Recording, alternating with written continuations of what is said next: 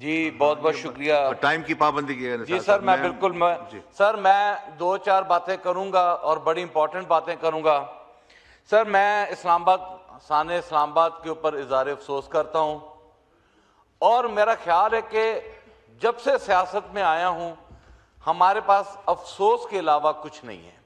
हमने हमेशा अफसोस किया और फिर चलते बने, जिसका नतीजा आज तक नहीं मिल सका और हम किसी को कसूरवार ना ठहराएं। मैं जनाब स्पीकर आपकी तवज्जो चाहूंगा, हम कसूरवार इस ईवान में से कसूरवार निकलते हैं। मैं जनाब डिप्टी स्पीकर साहब आज इस हाउस में खड़े होकर इन अल्लाह के नामों के नीचे कायद-ए-आज़म मोहम्मद अली जिन्ना साहब की तस्वीर के सामने खड़े होकर अपने बुजुर्ग ख्वाजा आसिफ साहब से एक बात सीखते हुए इस ईवान से एक माफी मैं भी मांगता हूं।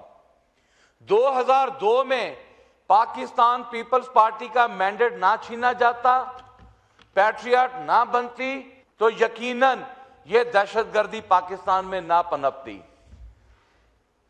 वो बुनियाद थी जो हमने रखी और जिसका नतीजा आज तक हम भुगत रहे हैं।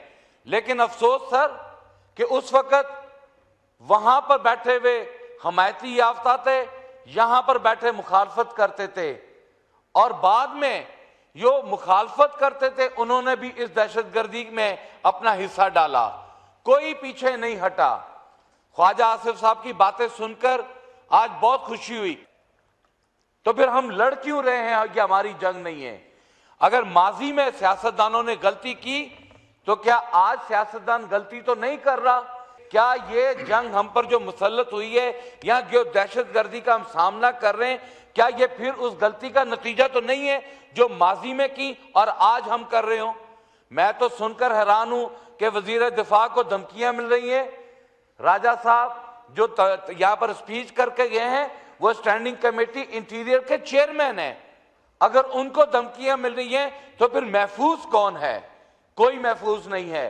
मेरा ख्याल है कि जनाब स्पीकर हमें अपना जो अहद लिया है इस ईवान में खड़े होकर कि हम इस मुल्क और कानून, आइन और कानून के वफादार रहेंगे, अगर हम उसके पाबंद हो जाएं तो मेरा ख्याल है कि वो दिन दूर नहीं, पाकिस्तान पर दहशतगर्दी पे काबू पाया जा सकता है। मैं दुआ करता हूं अल्लाह ताला पाकिस्तान को दिन दुगनी रात चुगनी तरक्की नसीब अता फरमाए। बहुत बहुत शुक्रिया सर।